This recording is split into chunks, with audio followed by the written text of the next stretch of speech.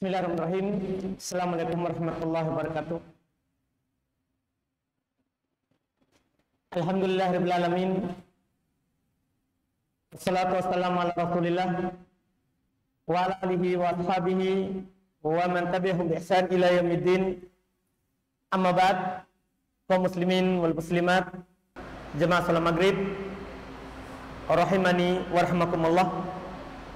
Alhamdulillah, kita memuji Allah Subhanahu wa taala, bersyukur atas nikmat yang Allah Subhanahu wa taala berikan kepada kita sehingga di malam hari ini kita bisa melanjutkan kembali kajian kitab Bulughul Maram min Adillatil Ahkam karya Al-Imam Al-Hafidh Ibn Hajar Al-Asqalani Asy-Syafi'i rahimahullahu ta'ala. Kita di malam hari ini masuk di bab baru, yaitu bab pembatal wudu. Ini adalah pembahasan yang penting, alhamdulillah. Setelah sebelumnya kita mengetahui hukum seputar berwudu, mulai dari pembahasan air di awal-awal sampai paling terakhir kita membahas hukum seputar mengusap di atas khuf, di atas sepatu atau kaos kaki. Maka kita lanjut dan belum menyebutkan pembahasan yang membatalkan apa yang telah kita pelajari sebelumnya kalau didapati. Kata beliau rahimahullahu ta'ala, babu nawaqidil wudu, bab pembatal wudu. Secara umum yang beliau akan sebutkan dari pembatal wudu itu ada yang disepakati kalau dia akan membatalkan wudu kalau ada, dan ada yang diperselisihkan. Tapi beliau semuanya akan sebutkan apakah yang disepakati akan membatalkan wudu atau yang diperselisihkan, bahkan yang kuatnya nanti dia tidak membatalkan wudu. Beliau sebutkan semuanya karena dibahas dalam fikih, karena dibahas di dalam fikih. Di sini beliau akan sebutkan banyak hadis ya. Mulai dari hadis ke-61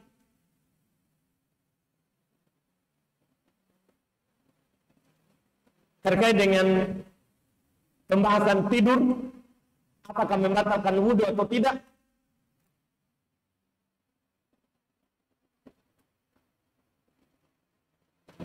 Dalam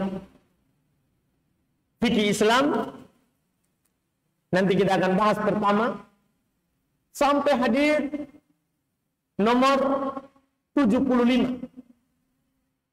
Jadi mulai dari 61 sampai 75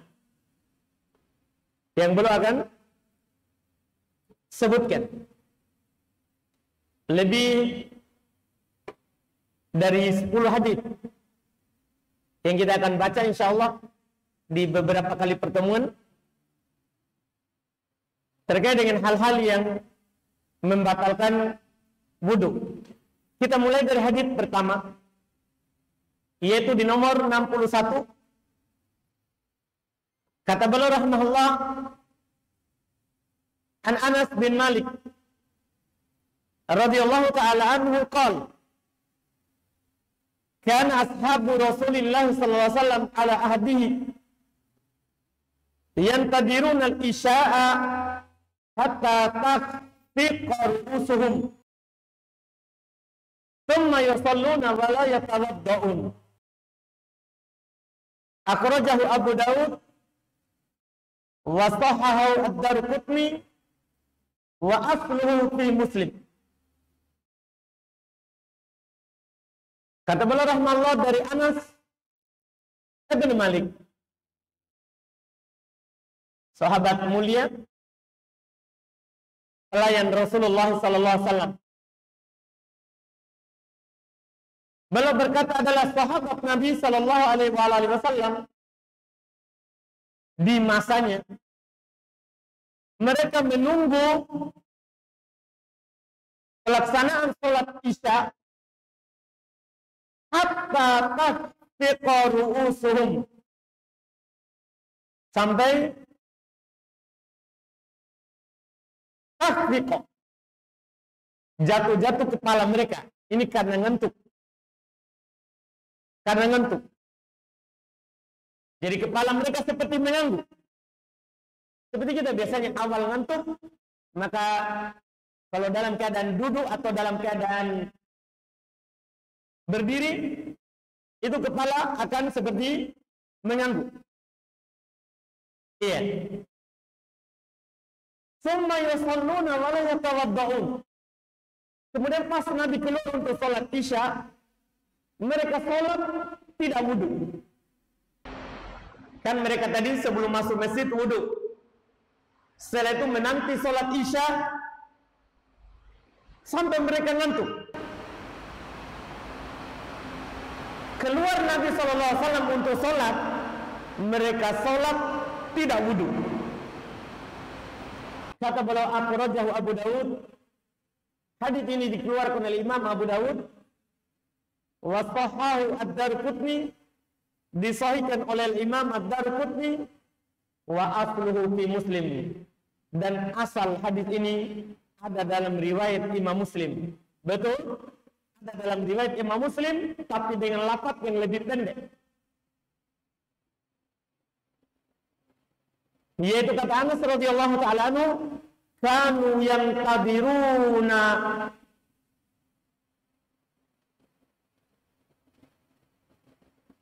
al-isya'a fayanamun summa yusallun wa la yatawadda'un. Adalah mereka, kata Anas bin Malik radhiyallahu ta'ala anhu, menunggu salat Isya, sampai mereka tertidur. Kemudian mereka langsung salat tidak wudhu. Jadi lebih pendek lafaznya daripada yang ada dalam riwayat Imam Abu Dawud rahimahullahu ta'ala. Hadis ini penulis rahimahullahu ta'ala sampaikan, beliau ingin menyampaikan kepada kita satu hukum fikih, yaitu terkait dengan pembatal wudhu. Apakah tidur membatalkan wudhu atau tidak? Apakah tidur itu membatalkan wudhu atau tidak? Masalah ini adalah masalah khilafiyah, masalah yang diperselisihkan oleh para ulama fikih terkait dengan tidur. Apakah dia membatalkan wudhu atau tidak? Bahkan disebutkan oleh Imam An-Nawawi rahimahullah ta'ala dalam syarah Sahih Muslim, itu ada 8 pendapat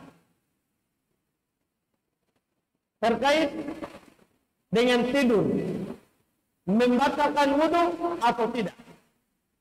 Ada 8 pendapat. Dan dari 8 itu ada yang berdalil dengan hadis dhaif, ada juga yang berdalil dengan hadis sahih.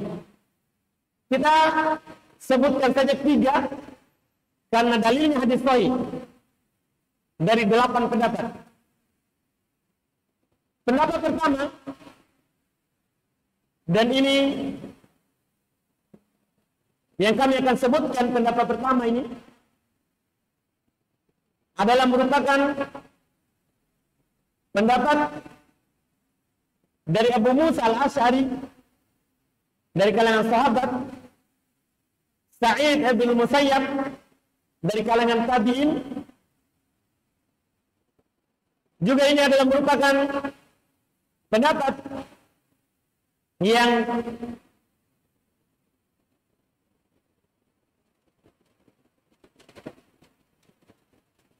disebutkan dari Humaid Al-A'raj, demikian pula Syu'bah,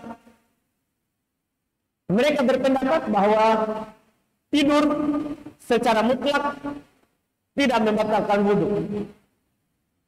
Tidur itu tidak membatalkan wudu. Kalau ada orang sudah berwudu, dia menunggu sholat, tertidur, maka tidurnya ini tidak membatalkan wudu. Ini pendapat yang pertama. Dalilnya hadis yang ada di buku. Lihat di situ, dikatakan para sahabat menanti sholat isya sampai tertidur. Mereka langsung sholat, tidak wudu. Mereka langsung sholat, tidak wudu. Ini penegasan. Riwayat Imam Abu Dawud dan asalnya dalam riwayat Imam Muslim rahimahullahu ta'ala. Ini pendapat pertama. Pendapat yang kedua, yang merupakan pendapat dari Al-Hasan Al-Basri, juga Al-Muzani, ini juga adalah merupakan pendapat yang dinukil dari Imam Syafi'i rahimahullah, bahwa tidur membatalkan wudu, lawan dari pendapat pertama. Apakah tidurnya ringan ataupun tidurnya tidur lelap, dia membatalkan wudu.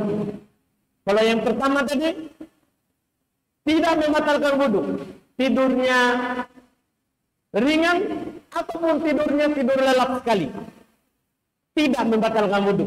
Pendapat kedua ini lawan.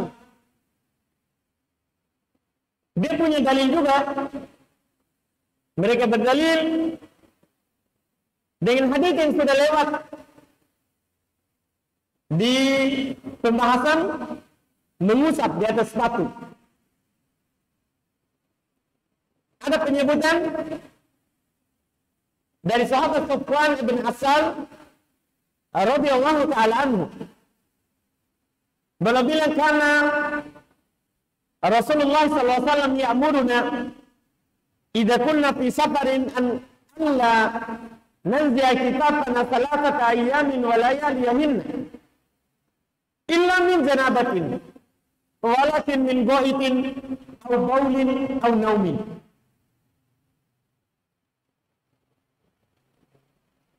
Ada penyebutan tidur. Kata beliau adalah Rasulullah SAW membolehkan kami kalau safar untuk tidak membuka sepatu-sepatu kami 3 hari 3 malam kecuali junub. Akan tetapi yang boleh diusap di atasnya, jadi kalau junub harus buka. Adapun kalau tidak junub, seperti kata beliau, ghaid, habis buang air besar, wa baul atau buang air kecil, wa naum, demikian pula tidur.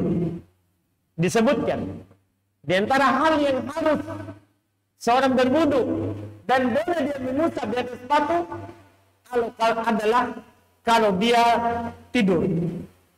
Hadis ini berarti menunjukkan bahwa tidur membatalkan wudu. Ini pendapat kedua. Ini merupakan pendapat kedua. Pendapat yang ketiga, dan ini adalah merupakan pendapat mayoritas kebanyakan ulama fikih. Pendapat ketiga adalah merupakan pendapat mayoritas ulama fikih rahimahullah, bahwa tidur apakah membatalkan wudu atau tidak, maka dirinci. Kalau tidurnya ringan,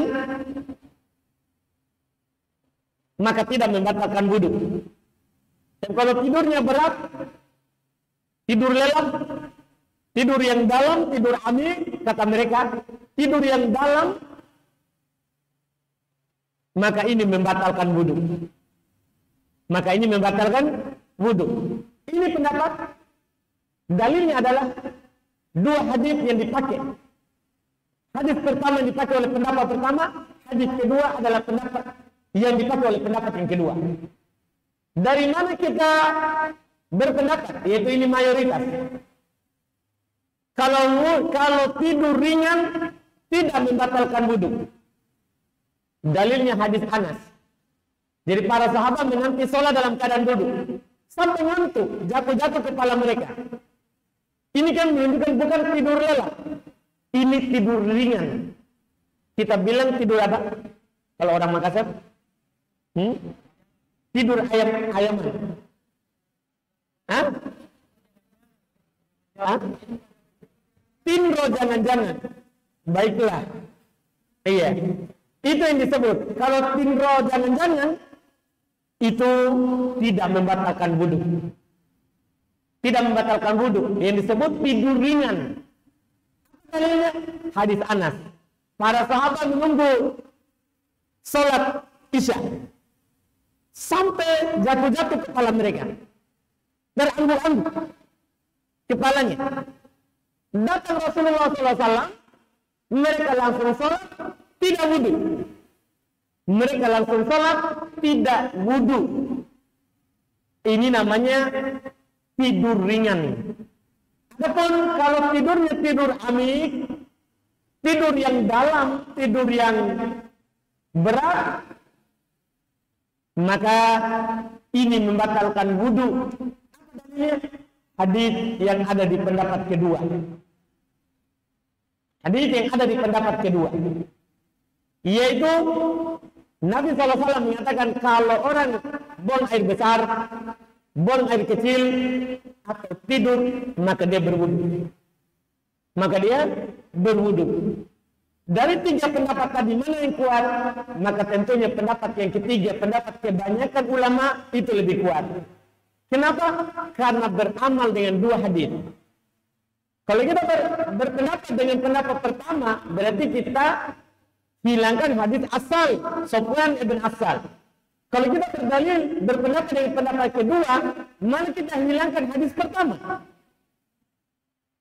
Iya, sementara kaidah di dalam beramal, ketika ada hadis yang kelihatannya bertentangan, yang wajib bagi kita adalah kompromikan dulu. Dikompromikan dulu. Yang mengatakan batal sisinya apa, dan yang mengatakan tidak batal apa sisinya.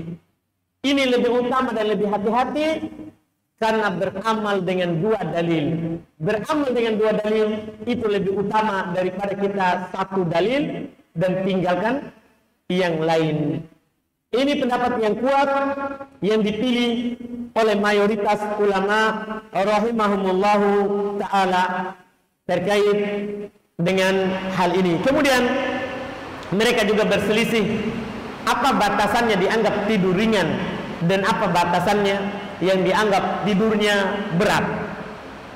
Di antara mereka ada menyebutkan tidur ringan itu kalau tidurnya dalam keadaan berdiri atau ruku atau sujud atau duduk, itu dianggap tidur ringan.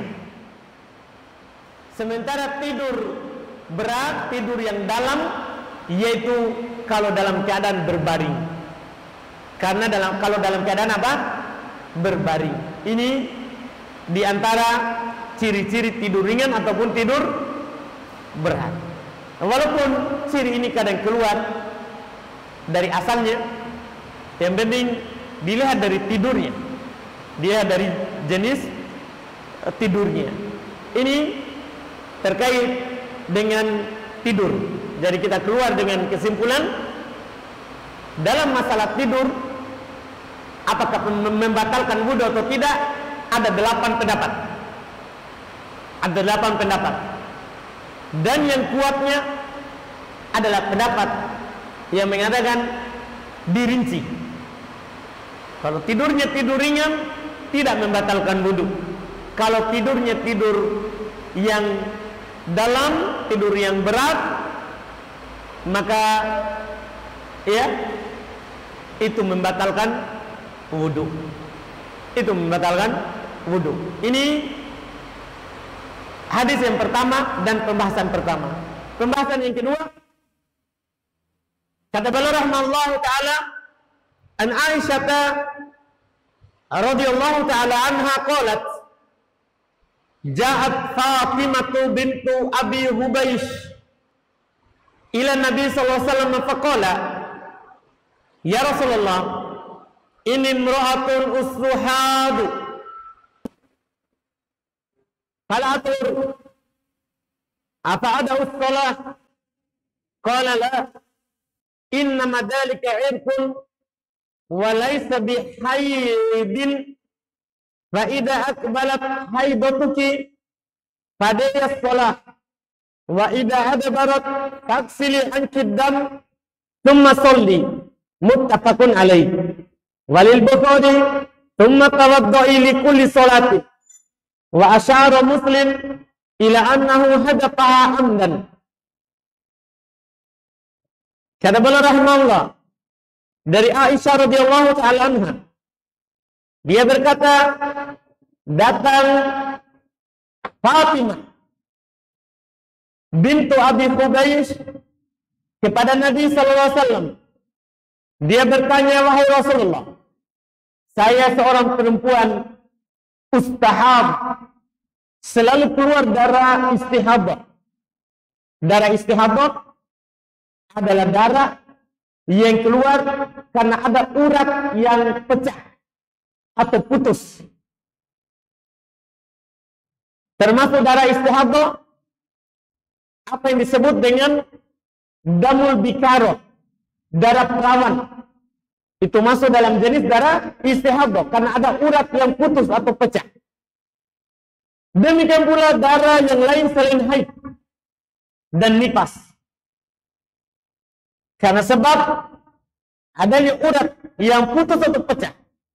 Misalnya ada seorang perempuan terjadi gesekan atau kecelakaan sehingga putus uratnya di dalam dan mengalirkan darah.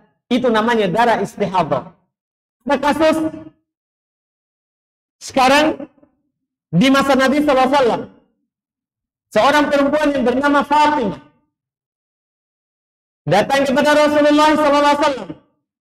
Ya Rasulullah, ini imra'atun ustahab, saya perempuan yang selalu keluar darah istihadah, ala athhur, tidak pernah kering darahnya, tidak pernah berhenti.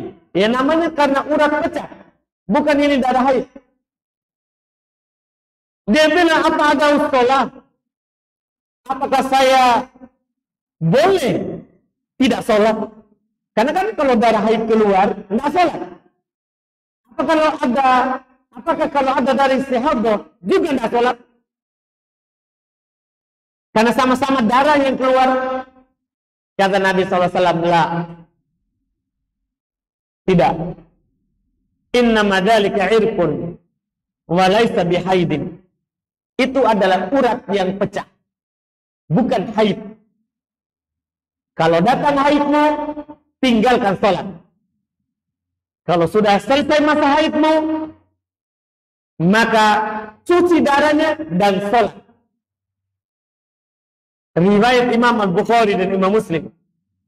Dalam riwayat Imam Al-Bukhari, kata beliau, berwudulah di setiap kali kamu mau sholat.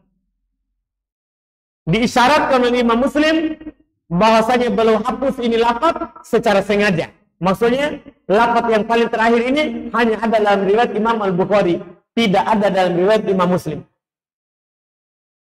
Beliau hapus secara sengaja, mengisyaratkan menurut Imam Muslim dhaif. Tapi yang benarnya sahih kan Imam Bukhari sahihkan. Kan Imam Al-Bukhari sahihkan. Hadis ini beliau sebutkan di kitab Bulughul Maram 2 kali. Satu kali di sini di pembatal wudhu, nanti kali kedua di pembahasan darah haid. Adapun pembahasan darah haid kita akhirkan di sana. Di sini pembahasannya terkait dengan darah haid dan darah istihadah. Apakah membatalkan wudhu? Itu yang mau beliau sampaikan. Pertama, darah haid dan darah nifas. Tidak ada silang pendapat di kalangan para ulama kita bahwa ketika seorang perempuan ada keluar darah haid atau ada keluar darah nifas, maka batal wudunya. Tidak ada silang pendapat. Tidak ada silang pendapat di dalam hal tersebut terkait dengan darah haid dan nifas. Yang kedua, darah istihadah. Juga sepakat para ulama rahimahullah bahwa kalau ada seorang perempuan yang keluar darah istihadah, itu juga membatalkan wudu. Karena dalam riwayat Imam Bukhari, Nabi SAW katakan kepadanya, tawaddu'i li kulli sholat. Berwudulah di setiap kali sholat. Jadi dari sisi membatalkan wudu, darah haid, darah nifas, darah istihadah membatalkan wudu. Bedanya terkait dengan sholatnya. Kalau seorang lagi haid atau nifas, tidak wajib sholat. Bahkan kalau dia sholat, tidak sah. Dan tidak wajib dia qadha. Ini haid nifas. Adapun darah istihadah tetap wajib sholat. Kalau dia tinggalkan, wajib qadha. Ini perbedaannya. Jadi sama-sama membatalkan wudu. Sama-sama membatalkan wudu, disepakati. Bedanya dari hukum lain. Seorang haid nifas tidak wajib sholat. Seorang yang keluar dari istihadah wajib sholat. Nabi SAW perintahkan kepadanya, tawaddu'i li kulli sholat. Dia berwudu di setiap kali sholat. Artinya dia sholat. Dia sholat. Dia cukup berwudu di setiap kali mau sholat. Kalau darahnya masih keluar saat sholat, tidak berbahaya. Tidak berbahaya. Karena masyakoh berat kalau kita katakan setiap keluar darah batal sholatnya. Tidak. Syariat meringankan. Berdasarkan kaidah al-masyaqqatu tajlibu taysir. Kalau ada yang memberatkan, harus dipermudah. Berat bagi perempuan ini untuk setiap kali keluar darahnya harus wudu dan membatalkan sholatnya. Berat. Nabi hanya mengarahkan dia cukup cuci tempat keluar darah di setiap kali mau sholat dan berwudu. Adapun kalau keluar lagi saat sholat, tidak membahayakan sholatnya. Ini perbedaan hukum. Nanti lagi insya Allah di saat datang babnya kita akan membahas secara luas apa perbedaan darah haid dan darah istihadah. Cuman di sini yang kita ingin fokuskan adalah darah istihadah membatalkan wudu. Darah istihadah membatalkan wudu dan itu disepakati oleh para ulama. Kemudian ada faedah lain. Di antaranya juga yang dikiaskan sama dengan pembahasan darah istihadah, seorang yang salsal baul, yang sudah rusak keran airnya, yang kencingnya langsung mengalir, tidak bisa lagi dia tahan. Iya, setiap dia ada air minum, mau kencing, langsung mengalir, tidak bisa dia tahan. Hukumnya juga sama, dia cukup cuci sebelum sholat, wudu, kalau mengalir saat sholat, tidak membahayakan sholat. Sama hukumnya sama hukumnya. Ini yang diikutkan oleh para ulama kita, ini yang dipegang oleh Syekh Ibnu Baz, juga ini yang dipegang oleh Syekh Ibnu Utsaimin rahimahullahu taala. Bahwasanya seorang yang salsal baul, orang yang terkencing-kencing, yang selalu keluar kencingnya, ya, itu dihukumi seperti seorang perempuan yang keluar dari istihadah. Tidak berbahaya baginya sholatnya, hanya saja dia membatalkan wudhu, dan cukup dia berwudhu di setiap kali mau sholat. Cukup dia berwudhu di setiap kali mau sholat. Ini difatwakan oleh ulama kita, alhamdulillah, terkait dengan hal tersebut. Kemudian berikutnya terakhir untuk pertemuan kita kali ini, hadis ketiga. Dan pembahasannya ringan. Hadis ketiga ringan saja. Kata beliau rahimahullahu taala, an Ali bin Abi Thalib radhiyallahu taala anhu qala, kuntu rajulan madda'an fa amartu al-miqdada yas'al an-nabiy sallallahu alaihi wasallam fa sa'alahu fa qala fihi al-wudu muttafaqun alaihi wal lafdhu lil Bukhari. Dari Ali bin Abi Thalib radhiyallahu taala anhu, beliau berkata, saya adalah seorang lelaki yang madda'an, selalu keluar madi. Madi itu adalah cairan bening licin. Dia keluar saat seorang melakukan muqaddimah, pendahuluan dengan istrinya, ya, mencium, memeluk, atau yang selainnya yang seorang suami lakukan pada istrinya sebelum dia berhubungan badan. Keluar cairan, itu namanya madi. Atau saat seorang mengingat jima, keluar cairan bening licin, itu namanya madi. Kata Ali bin Abi Thalib radhiyallahu taala anhu, saya seorang yang suka keluar madi. Fa amartul miqdad. Ini menunjukkan bahwa keluarnya madi itu bukan aib. Itu biasa, laki-laki normal. Laki-laki normal. Ini Ali radhiyallahu taala anhu, mantunya Nabi kita Muhammad SAW, keluar madi. Maka saya memerintahkan Al-Miqdad untuk bertanya kepada Nabi SAW terkait dengan hukumnya. Di sini ada satu fikih bahwa kalau kita malu untuk bertanya, kita suruh orang lain, tidak boleh diam. Karena bertanya tentang masalah yang kita tidak tahu wajib, apalagi masalah yang wajib bagi kita tahu. Allah Subhanahu wa taala perintahkan, fas'alu ahla dzikri in kuntum la ta'lamun. Tanya orang yang tahu kalau kalian tidak tahu. Kalau kita nggak bertanya, padahal kita tidak tahu, dan hal itu wajib terhadap kita, kita akan dicela nanti di alam kubur.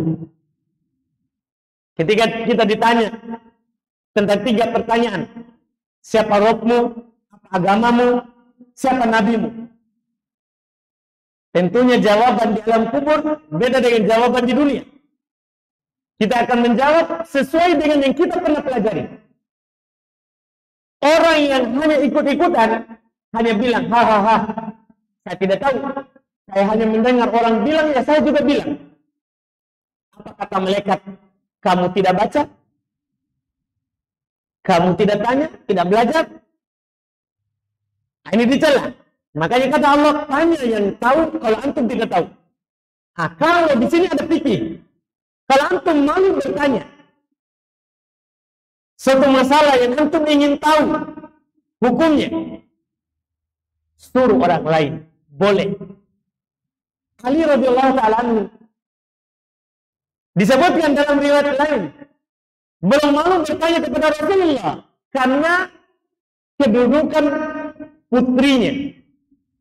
Karena Ali bin Abi Thalib radhiyallahu ta'ala anhu adalah suami dari Fatimah radhiyallahu ta'ala anha, anak Nabi kita Muhammad sallallahu alaihi wasallam. Karena kedudukan putrinya Nabi sallallahu alaihi wasallam yang merupakan istri dari dia malu langsung bertanya kepada Rasulullah. Maka dia perintahkan Al-Miqdad untuk bertanya, bagaimana ini saya selalu keluar mandi? Maka Nabi SAW menjawab, fihil wudu, padanya wajib wudu. Ini nanti yang membedakan dengan keluarnya mani. Kalau mani, wajib mandi. Kalau mandi, wajib wudu. Ini hadis riwayat Imam Bukhari Muslim, dan lafaz ini adalah lafaz Imam Al-Bukhari. Satu fikih terkait dengan bab pembatal wudu, yaitu madi. Keluarnya madi itu membatalkan wudu. Kita misalnya sudah wudu, kemudian mau masuk waktu sholat, kita cium istri kita, keluar madi.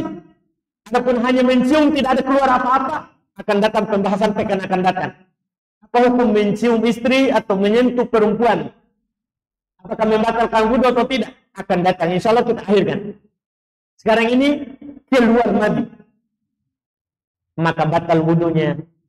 Wajib kita wudu.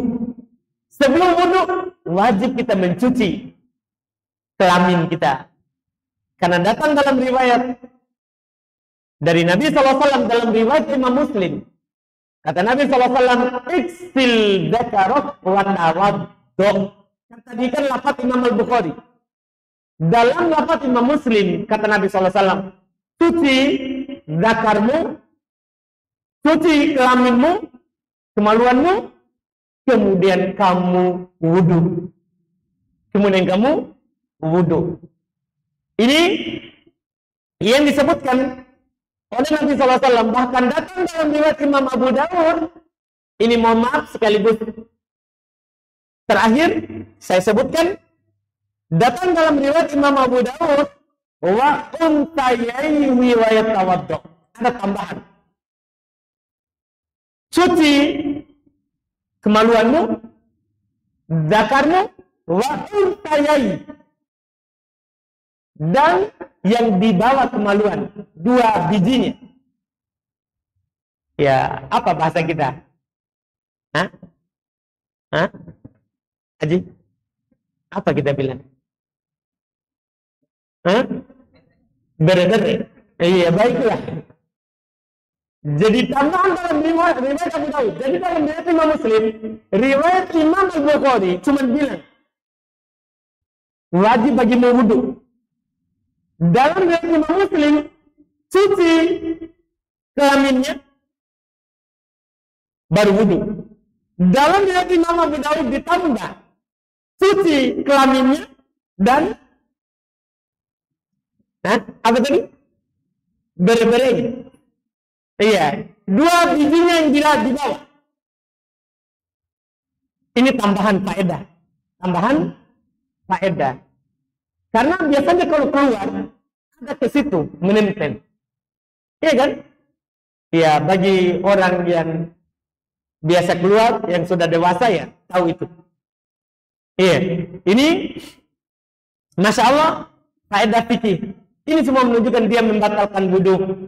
Wajib dia wudu kalau dia keluar air madi. Alhamdulillah kita cukupkan 3 hadis ini. Insya Allah masih banyak yang akan belum sebutkan. Kita akan sebutkan lagi nanti di pertemuan akan datang di hari Jumat yang akan datang. Kalau ada pertanyaan silakan. Silakan Pak.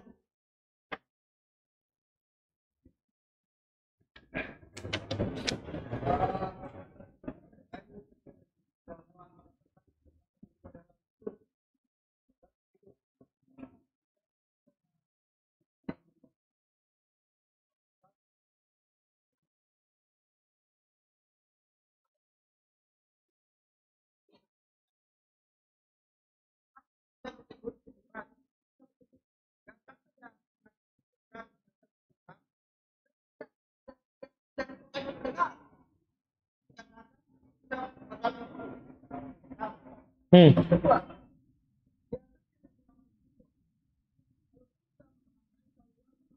hari, kan? Akan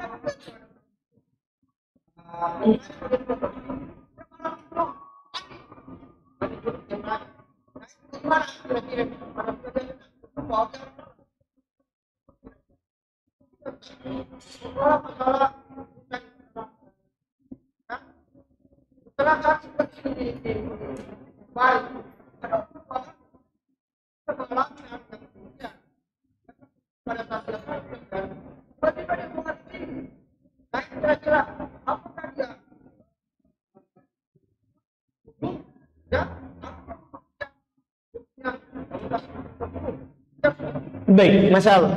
Ada 3 pertanyaan, Masya Allah. Alhamdulillah. Pertanyaan pertama terkait dengan tidur. Ini tidur berat, tidur ringan. Apa dobitnya? Maksudnya ketentuannya. Sebenarnya Pak, banyak. Para ulama membicarakan cirinya. Di antaranya tadi yang saya isyaratkan. Kalau tidurnya bukan berbaring, makanya ringan. Kalau berbaring, berat. Ulama lain lagi bukan berbaring atau tidaknya. Tapi dilihat, dia punya kesadaran atau tidak. Dalam tidurnya itu. Dalam artian yang punya kesadaran, kalau sedikit, langsung dia sadar. Yang dalam adalah yang dibangunkan lama baru dia terbangun. Itu ciri yang kedua. Ciri yang ketiga, tidur ringan, walaupun ini benda setiap orang, kalau tidak bunyi mesinnya. Tidur berat kalau bunyi mesinnya. Tahu mesinnya? Ngoroknya. Gitu Pak. Jadi memang kembali ke urut. Kapan orang bilang ini tidur berat, ini tidur ringan, seperti itu Pak. Wallahualam. Kemudian terkait dengan pertanyaan yang kedua, seorang tua sudah rusak keran airnya. Katanya dalam sholat kencing Pak ya. Iya, sebenarnya kita sudah bilang tadi, dia sama dengan perempuan yang tidak pernah kering darahnya. Dia cukup cuci sebelum sholat dan berwudu. Kalau keluar saat sholat, tidak membatalkan sholat. Hanya saja, ya jangan sampai mengalir ke lantai kencingnya. Maka untuk zaman kita sekarang ini, alhamdulillah diberikan kemudahan, boleh pakai popok. Kan ada popok dewasa sekarang dijual. Jadi boleh dia pakai popok supaya tidak mengalir ke masjid. Itu saja Pak. Tidak batal sholatnya. Setiap kali mau sholat, wudu. Itu yang dia lakukan. Itu dia lakukan. Kemudian pertanyaan yang ketiga, seorang perempuan, dia sudah suci dari haid. Walaupun nanti ini akan datang pembahasannya, bab tentang haid khusus. Tapi ada sekarang hukum, seorang perempuan sudah suci, tapi dia undur-undur mandinya. Kalau belum, ya, di sini Pak dilihat, belum masuk kewajibannya, apakah kewajiban terhadap Allah atau kewajiban terhadap manusia. Tidak apa-apa dia undur. Kewajiban terhadap manusia maksudnya, dia ada suaminya. Sudah nanti-nanti, kasih tahu Kak kalau suci. Sengaja dia undur. Iya. Sehingga suaminya tidak bisa datangi. Berdosa. Kalau seperti itu. Walaupun belum masuk waktu sholat. Misalnya dia suci jam 10 pagi. Suaminya sudah mau berkebun. Iya. Tapi dia sengaja undur. Belum tidur. Kalau ini suami bisa jadi tinggal di benda 1 kali. Ini berdosa dia. Demikian pula terkait dengan kalau dia undur saat ada kewajiban terkait dengan hak Allah. Masuk waktu zuhur, dia sudah suci, tapi Tidak mandi, undur sampai asar. Berdosa. Karena Nabi SAW katakan, tidak ada barat, faksili anki dam fasalli. Kalau dia sudah hilang, wajib kamu cuci tempat keluarnya, mandi, sholat. Mandi, sholat. Ini yang wajib. Tidak boleh dia undur. Itu wallahu a'lam.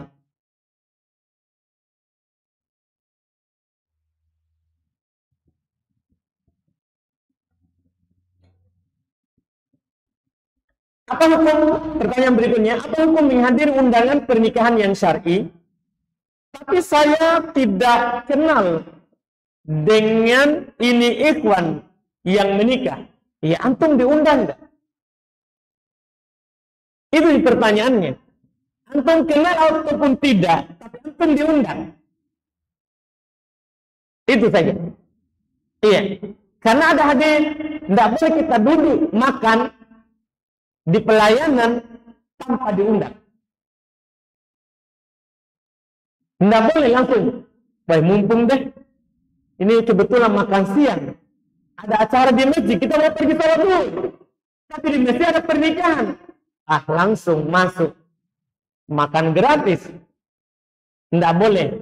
Seorang duduk di pelayanan seorang tanpa undangannya. Jadi kalau di sini antum kenal ataupun tidak kenal, yang penting antum diundang. Boleh. Antum duduk, boleh antum makan, boleh antum hadiri. Adapun kalau tidak diundang, enggak. Enggak boleh.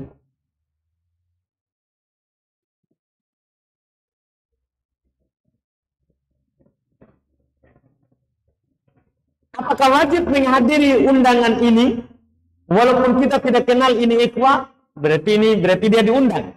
Dan ada pertanyaan yang kedua. Ya, kalau antum diundang, wajib. Karena Nabi SAW sebutkan secara umum dalam hadis beliau, hakul muslim alal muslim sittun. Hak muslim terhadap muslim yang lain ada 6. Di antara yang disebutkan oleh Nabi SAW adalah ijabatul da'wah, menjawab undangan. Ini kan tidak disebutkan undangan yang mengenal, undangan yang tidak mengenal. Tidak ada. Undangan umum. Kalau antum diundang, hak muslim kita datangi.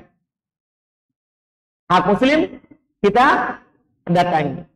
Walaupun tidak dikenal. Itu wallahu a'lam.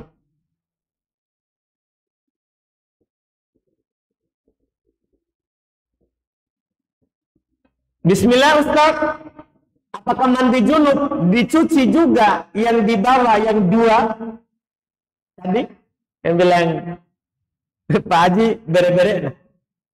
Ya, ya jangankan 2 itu, mandi junub seluruh wajib disiram semuanya. Iya. Itu tadi masalah madi. Masalah madi. Kalau junub wajib semuanya basah. Wajib semuanya basah dari ujung rambut sampai ujung kaki, wajib semuanya basah. Baik, ini pertanyaan terakhir.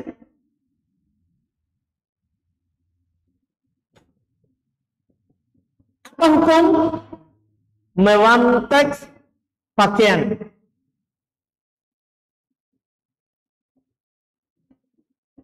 Wantex pakaian. Walau saya pernah baca tapi tidak hadir. Nanti dilihat lagi. Alhamdulillah terkait dengan mewantex pakaian. Iya. Alhamdulillah. Kita cukupkan karena sudah adzan Isya. Mudah-mudahan apa yang kita ambil malam hari ini ada manfaatnya. Insyaallah taala kita ambil lagi dan lanjutkan kajian di pertemuan akan datang. Subhanallah wa bihamdik, asyhadu an la ilaha illa anta astaghfiruka wa atubu ilaik. Assalamualaikum warahmatullahi wabarakatuh.